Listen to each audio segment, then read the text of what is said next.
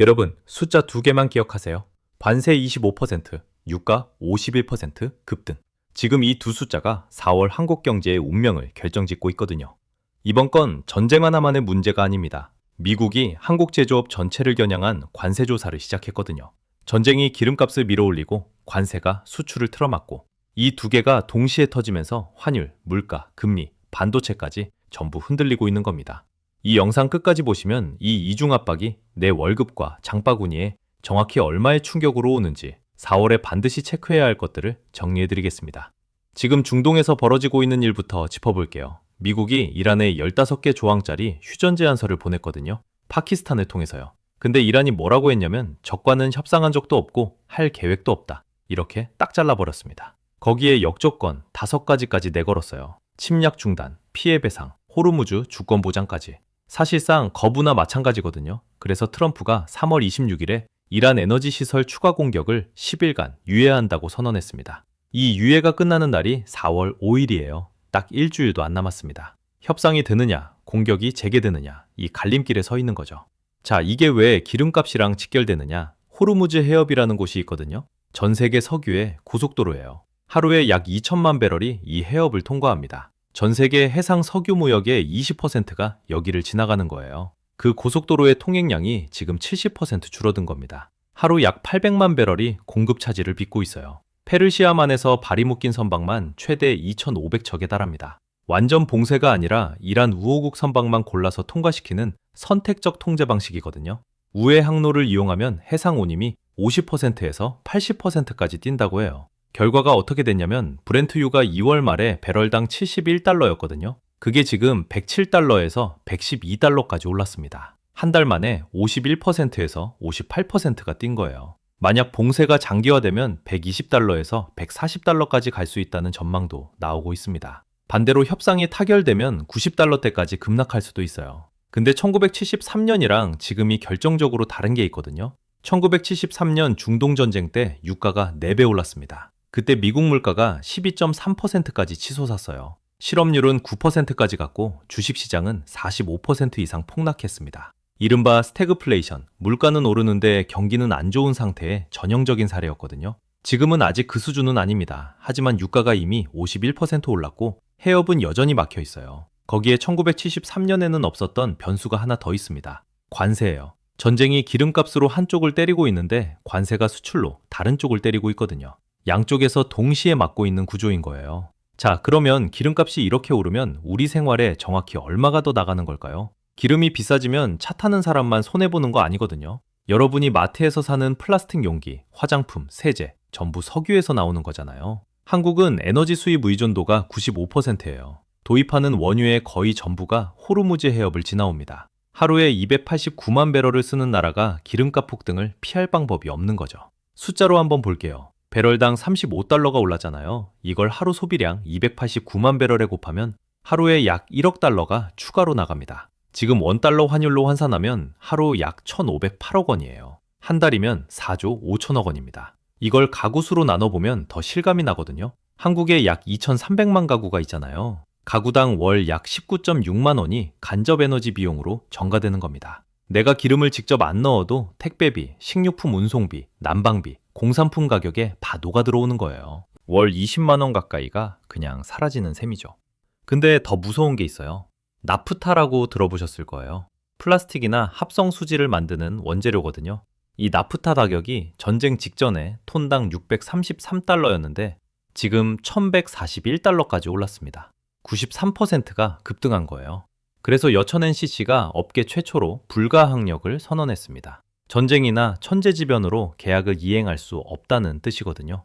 롯데케미칼, LG화학도 연쇄적으로 불가항력을 통보했고 LG화학 여수 2공장은 가동을 멈췄습니다. 에틸렌이 부족해지면서 플라스틱, 합성수지, 화장품 산업까지 연쇄로 타격을 받고 있어요.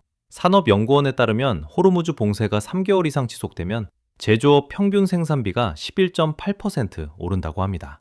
2월 소비자 물가가 전년 대비 2.0% 올라가거든요. 그런데 3월부터는 유가 급등분이 본격적으로 반영됩니다. 물가가 더 오를 수밖에 없는 구조인 거죠. 근데 이건 전쟁 때문에 생긴 충격이고요.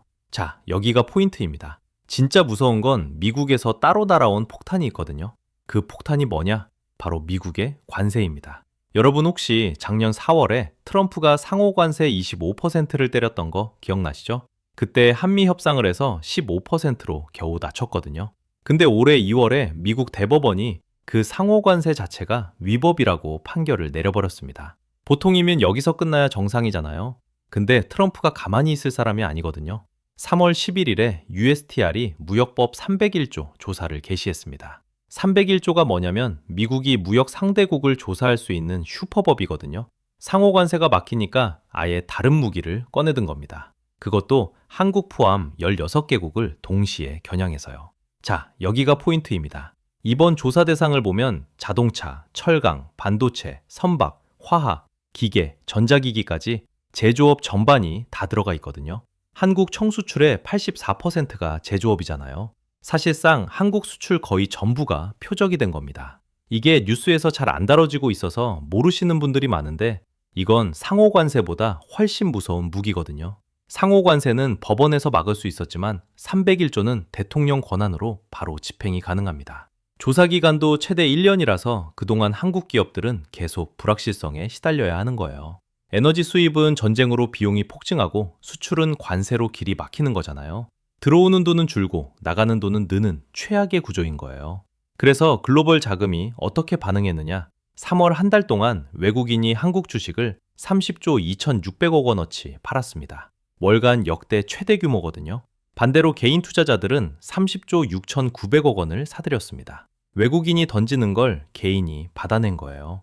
삼성전자 한 종목에서만 15조 5천억 원이 빠져나갔고요. 삼성전자 외국인 지분율이 48.90%까지 떨어졌습니다. 12년 6개월 만에 가장 낮은 수치예요. 코스피가 3월 4일 하루에 12%가 빠졌거든요. 9.11 테러 이후 최대 낙폭이었습니다. 코스닥도 14% 하락하면서 코스피, 코스닥 동시에 서킷 브레이커가 발동했고요. 외국인이 한 달에 30조를 던졌다는 건 글로벌 자금이 한국을 이중 리스크 국가로 보고 있다는 신호거든요. 근데 이 둘이 합쳐지면 환율에서 어떤 일이 벌어지는지 아세요? 지금 원달러 환율이 1,508원입니다. 2009년 이후 가장 약한 수준이거든요. 연초에 1,422원이었으니까 석 달 만에 6%가 빠진 겁니다. 왜 이렇게까지 올랐느냐? 전쟁 때문에 에너지 수입 비용이 폭증하고 있잖아요. 기름 사려면 달러가 필요하니까 달러 수요가 확 늘어나는 겁니다. 동시에 관세 때문에 수출이 둔화되면 달러가 덜 들어오거든요. 달러는 더 필요한데 덜 벌어오니까 환율이 치솟는 구조입니다. 설상가상으로 미국 연준까지 금리를 못 내리고 있거든요. 3월 FOMC에서 기준금리 3.50에서 3.75%로 동결했습니다. 유가가 이렇게 뛰는데 금리를 내리면 물가가 더 오르니까 손을 못 대는 거예요. 점도표를 봐도 금리 인하 횟수 전망을 계속 줄이고 있고요. 한국은행도 마찬가지입니다. 기준금리 2.5%로 동결한 것도 모자라서 통화정책 방향문에서 금리 인하 가능성 문구를 아예 삭제해버렸거든요. 차기 총재로 내정된 신현송 교수도 매파 성향이라 금리 인상 카드까지 열려있는 상황입니다. 이게 왜 무서우냐면요. 환율이 오르면 수입 물가가 더 비싸지잖아요. 기름값은 물론이고 식품 원자재까지 전부 올라가거든요. 물가가 오르면 한국은행이 금리를 못 내리고 금리를 못 내리면 대출이자가 계속 높고 대출이자가 높으면 소비가 줄어들면서 경기가 더 안 좋아지는 거예요. 근데 경기가 안 좋으면 원래 금리를 내려야 하잖아요. 그런데 물가 때문에 못 내리거든요. 이게 돌고 돌면서 점점 조여오는 구조입니다. 전형적인 스태그플레이션, 물가는 오르는데 경기는 안 좋은 그 최악의 시나리오가 현실로 다가오고 있는 겁니다. 지금 주담대 금리가 6에서 7%인데 금리가 한 번이라도 오르면 8%대까지 갈 수 있습니다. 환율은 1,540원 돌파 전망까지 나오고 있고요. 외환 보유액이 4,276억 달러 있지만 이중 압박이 장기화되면 방어에도 한계가 있거든요. 자, 그러면 이 상황에서 반도체, 삼성전자는 어떻게 되는 걸까요? 사실 여기가 제일 소름 돋는 부분이거든요. 반도체 얘기를 하려면 먼저 헬륨이라는 걸 알아야 합니다. 반도체를 만들 때 EUV 장비를 냉각하고 웨이퍼 열이 처리를 하려면 헬륨이 반드시 필요해요. 대체할 수 있는 물질이 없습니다. 그러니까 헬륨이 없으면 반도체를 못 만드는 거예요. 반도체 공장의 냉각수 같은 건데 그 냉각수를 납품하는 곳이 지금 폭격당하고 있는 상황이잖아요. 카타르가 전 세계 헬륨의 30%를 생산하고 있고 한국은 헬륨 수입의 65%를 카타르에 의존하고 있습니다. 그 카타르의 라스라판 산업단지가 이란 미사일 공격으로 대규모 피해를 입었어요. 결과가 바로 나타났습니다. 헬륨 현물 가격이 전쟁 이후 2배로 뛰었고 최근 일주일 사이에 또 50%가 급등했습니다. 삼성전자와 SK하이닉스가 약 6개월분의 헬륨을 비축해놓고 있긴 해요. 근데 이 전쟁이 여름까지 장기화되면 그때부터 진짜 문제가 시작됩니다. 비축분이 바닥나면 칩 수율이 떨어지고 공급이 부족해지면서 가격 상승 도미노가 터지는 거죠. 피치레이팅스가 한국과 대만을 헬륨 수급에 가장 취약한 나라로 지목했습니다. 여기에 삼성전자 주가를 보면 상황이 더 명확해져요. 삼성전자 주가가 고점에서 17만 6천 원대까지 떨어졌습니다. 15.6%나 빠진 거예요. 작년 4분기 영업이익이 전년 대비 208%나 늘었잖아요. 실적은 역대급으로 좋은데 주가는 계속 빠지고 있는 겁니다. 거기에 구글이 터보컨트라는 AI 압축 알고리즘을 공개하면서 메모리 수요가 줄어들 수 있다는 우려까지 겹쳤어요. 실적이 아무리 좋아도 지정학적 리스크 앞에서는 의미가 없다는 걸 시장이 말해주고 있는 거죠. 자, 그러면 이 상황에서 우리가 4월에 뭘 봐야 되는지 정리해 드릴게요. 5가지만 체크하시면 됩니다. 첫 번째, 4월 5일 유예 만료입니다. 트럼프가 이란 에너지 시설 공격을 10일간 유예했거든요. 이 유예가 끝나는 4월 5일에 협상으로 가느냐, 추가 공격으로 가느냐가 기름값의 방향을 결정짓습니다. 두 번째, 환율 1,540원 돌파 여부입니다. 지금 1,508원이 2009년 이후 최약세거든요. 여기서 1,540원을 뚫으면 환율이 오르고 물가가 오르고 금리를 못 내리는 악순환이 본격적으로 가속됩니다. 세 번째, 301조 관세조사 진행 상황이거든요. 미국이 한국 포함 16개국을 대상으로 조사를 시작했잖아요.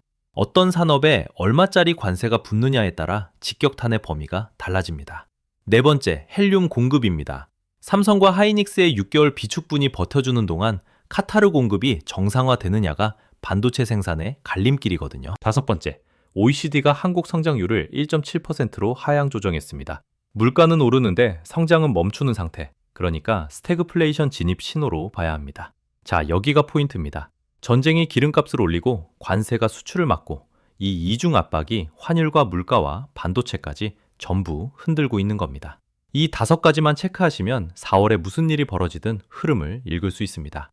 이런 경제 분석 영상이 도움이 되셨다면 구독과 좋아요 부탁드리고요. 댓글로 여러분 생각도 꼭 들려주세요.